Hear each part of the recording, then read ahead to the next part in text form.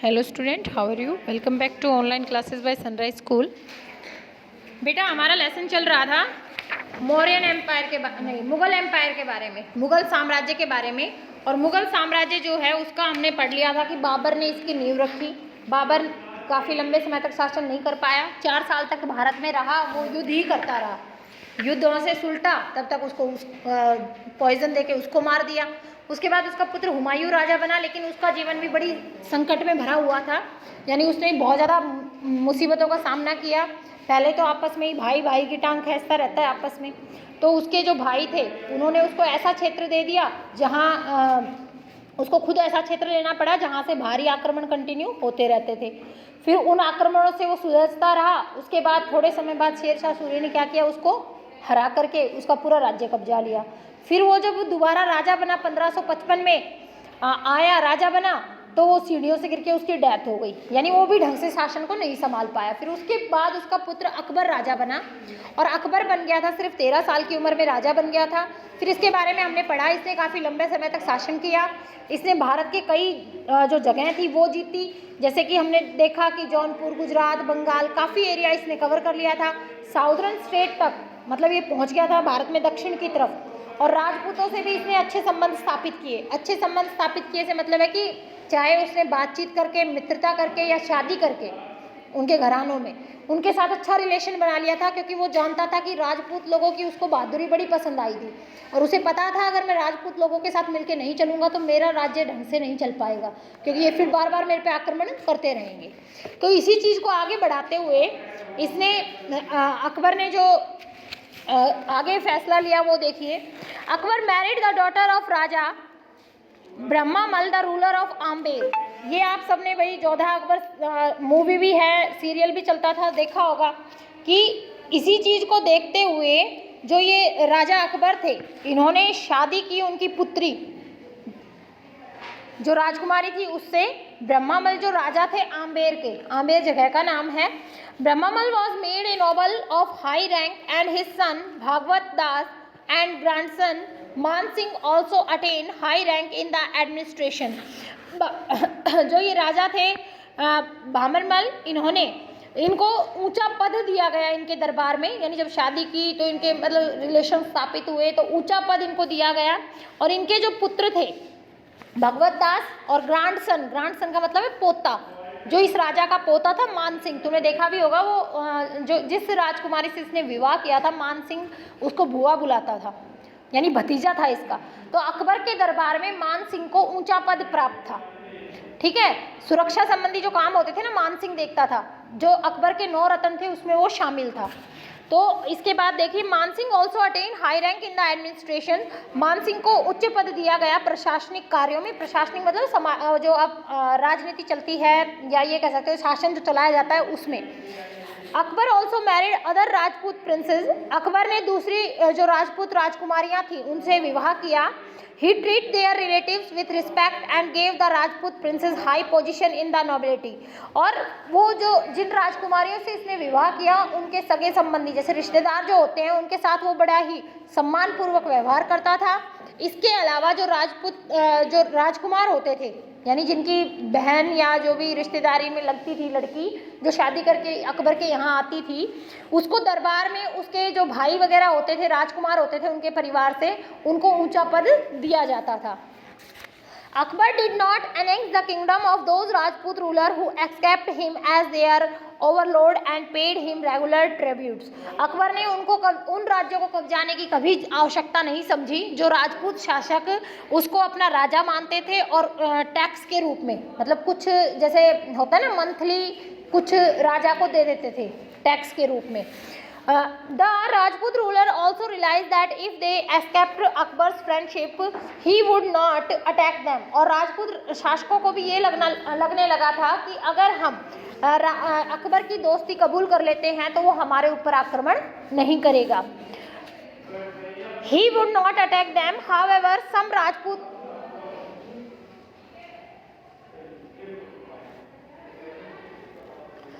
However, some Rajput state like Ranthambore and Jodhpur refused to submit to him।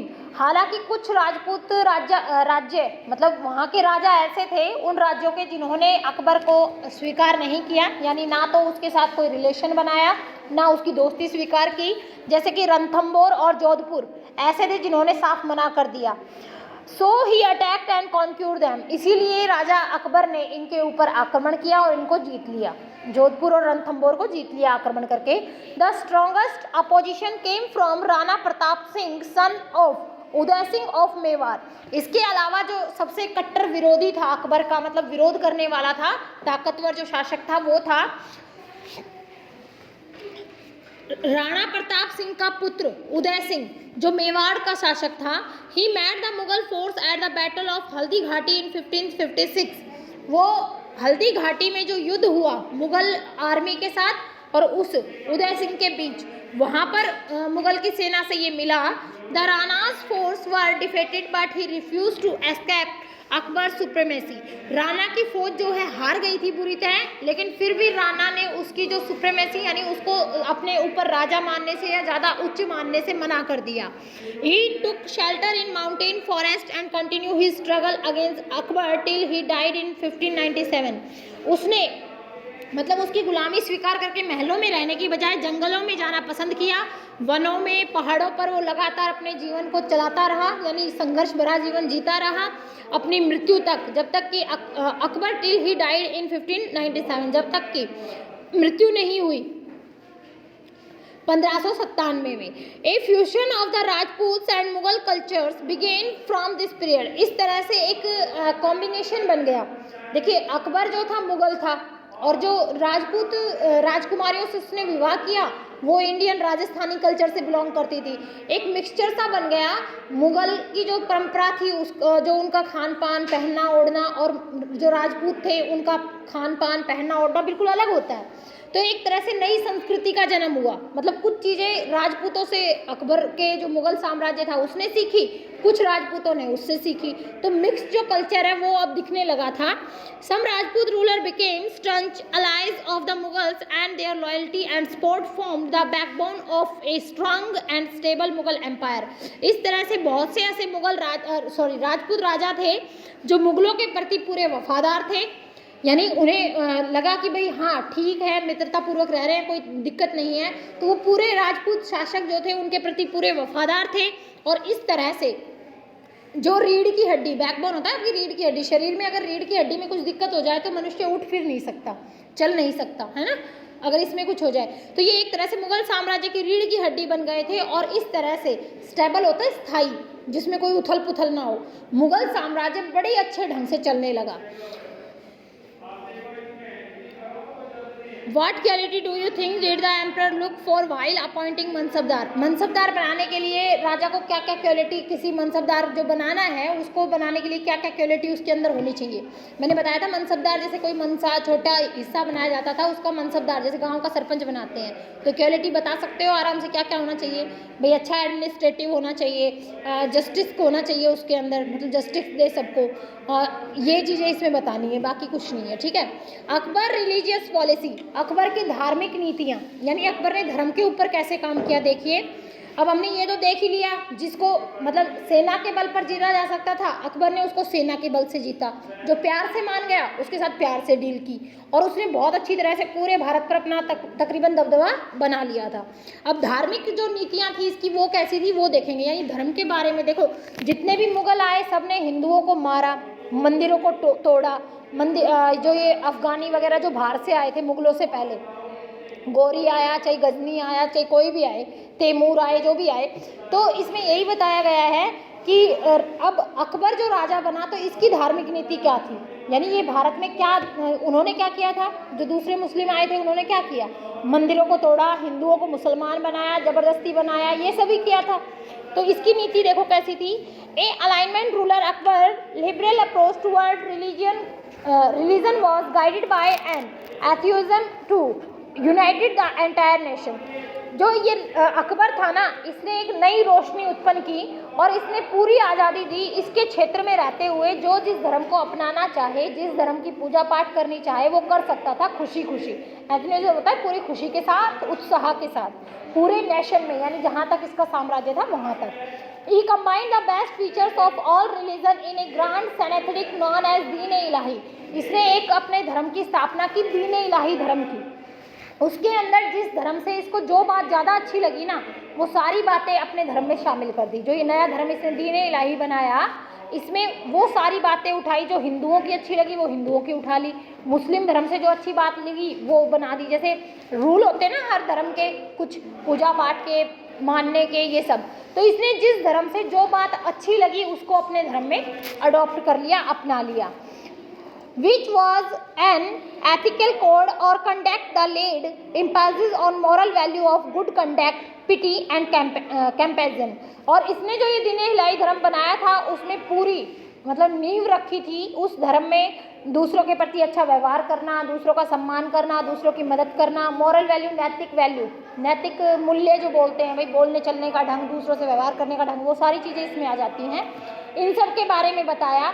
दूसरों के प्रति दया रखना, दूसरों का सहयोग करना, साथ देना।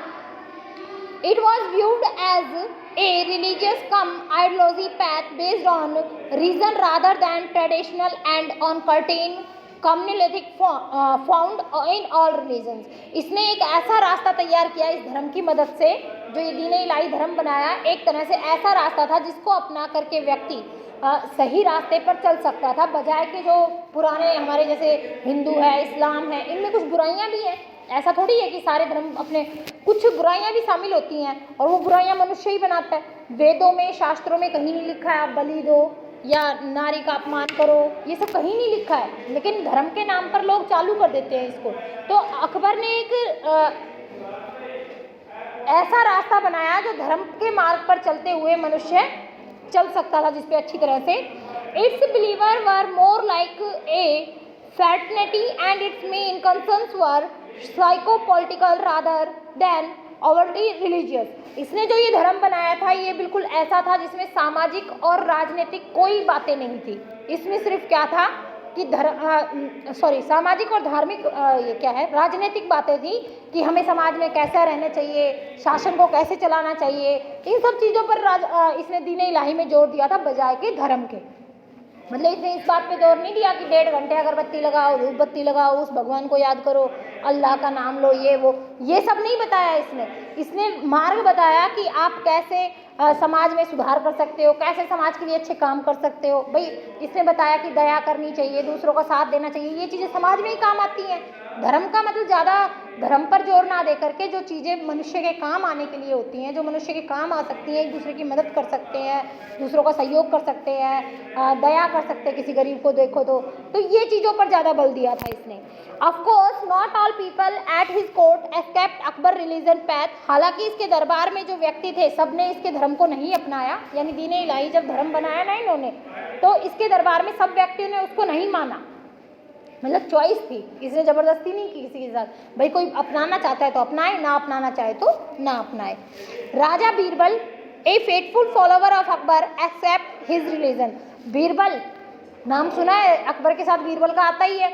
तो बीरबल ऐसा था जिसने दरबार में सबसे पहले इस धर्म को अपनाया, ठीक है, जो इसका सबसे अच्छा अनुयायी था और इस धर्म की अपना लिया इसने। While Raja Mansingh disapproved of it, Mansingh ने इसको नहीं अपनाया। Akbar respect there feeling and did not insist that they should follow the new religion. Akbar ने उनकी जो उसके दरबार में जो व्यक्ति नहीं अपनाना चाहते थे उनके जो भावना थी उसका सम्मान किया, यानी उनके साथ कोई ज़बरदस्ती नहीं की कि तुम्हें नया धर्म अपनाना है। हालांकि वो राजा था, अगर संदेश दे देता कि सभी को ये धर्म अपनाना है तो सबको अपनाना पड़ता, लेकिन उसने इस तरह की कोई ज़बरदस्ती नहीं की। इसने मतलब ये छोड़ दिया कि किसी को अपनाना है तो अपनाए, नहीं अपनाना तो अपना जो धर्म है वो फॉलो करे। Akbar believed in the policy of Sulh e Kul which mean universal peace और पीस विथ ऑल। अकबर को विश्वास था किस नीति पे? सुलह ही कुल। ये जैसे उर्दू फारसी शब्द ज़्यादा यूज़ करते थे।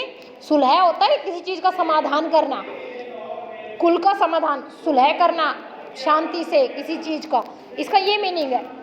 तो इसमें बताया कि इसका मीनिंग होता है कि पूरे ब्रह्मांड शांति से रहे। यूनिवर्स क्या होता है? पूरा ब्रह्मांड, कि पूरे ब्रह्मांड में शांति रहे, सभी शांति से रहें, आपस में युद्ध ना हो, मारकाट ना हो, सब भाईचारे से रहें। He abolished many taxes that were earlier imposed on the non-Muslim subjects। Sorry, इसने बहुत से ऐसे टैक्स हटा दिए जो गैर मुस्लिम से मतलब है जैसे और जो राजा हुए मुसलमानों पर टैक्स नहीं लगाते थे, लेकिन और धर्म के जो लोग होते थे उन पर टैक्स लगाते थे। तो जो दूसरे धर्म के लोगों पर टैक्स लगे हुए थे अकबर ने वो सारे हटा दिए, यानी जो टैक्स मुस्लिम नहीं दे रहा वो हिंदू भी नहीं देगा, सबको इसने मतलब बराबर कर दिया। The practice of forcibly converting prisoners of war to Islam was stopped. पहले राजा क्या करते थे, हिंदुओं को जबरदस्ती पकड़ते, जेल में डालते और कहते कि बोल इस्लाम कबूल करेगा या टांग दो सूली पर, यानी फांसी पर, जबरदस्ती मतलब इस्लाम धर्म मार पीट के मनवाते थे। लेकिन इसने ऐसा कुछ नहीं किया कभी भी, बल्कि इसको रोक दिया कि इस्लाम धर्म को मनवाने के लिए किसी के साथ कोई ज़बरदस्ती नहीं की जाएगी। Beside many intellectual and able Hindus were indicate into the nobility. इसके साथ साथ इसके दरबार में अगर हम बात करें तो बहुत से इसके दरबारी हिंदू भी थे, बल्कि और जो मुस्लिम शासक होते थे वो सिर्फ मुस्लिमों को ही बनाते थे, लेकिन अकबर के दरबार में मुस्लिमों के साथ साथ हिंदू भी ऊंचे पद पर मंत्री थे, इसके सलाहकार। इसका उदाहरण बीरबल है, मानसिंह है, टोडरमल है, ये तीनों इसके नवरत्न में शामिल थे और तीनों हिंदू थे। इन हिज अगर रेस्ट to learn about different religion, Akbar built a hall of prayer at Fatehpur Sikri in 1575 known as Ibadat Khana. इसने अलग अलग धर्मों से शिक्षा ली, मतलब जाना, और फिर इसने एक हॉल बनवाया अकबर ने। हॉल का मतलब बड़ा सा जो रूम होता है जिसमें बहुत सारे लोग एक साथ आ सकें, तो हॉल बनवाया जिसमें प्रेयर की जा सकती थी, प्रार्थना की जा सकती थी, चाहे आप किसी भी धर्म से हो। वहाँ जाकर जैसे बहुत सारे लोगों को एक साथ प्रार्थना करनी है तो वो कर सकते थे, जिसे फतेहपुर सीकरी में बनवाया था, जिसे इबादत खाना के नाम से जाना जाता है। 1575 में इसका इसने निर्माण करवाया। एट दिस प्लेस, इस जगह पर, ही invited selected misters, intellectuals, theological and held discussion on religion and spiritual theme.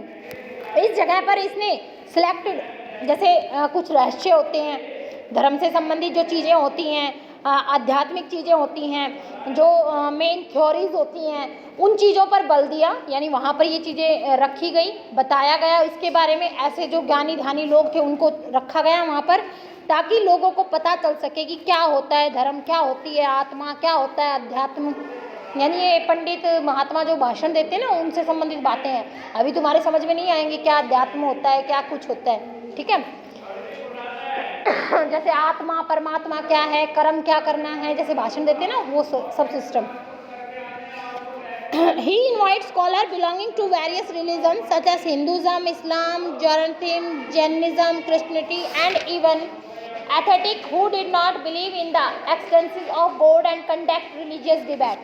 इसने बहुत से स्कॉलर होते हैं विद्वान, जो अपने आप में विद्वान थे, चाहे वो हिंदू धर्म से संबंध रखते हो, जैसे वेद शास्त्रों का ज्ञाता कोई अच्छा विद्वान व्यक्ति है, उसको बुलाया, उसको बुला करके लोगों के मन में जो संदेह है आपस में मतलब एक दूसरे से बातचीत की, बहसबाजी।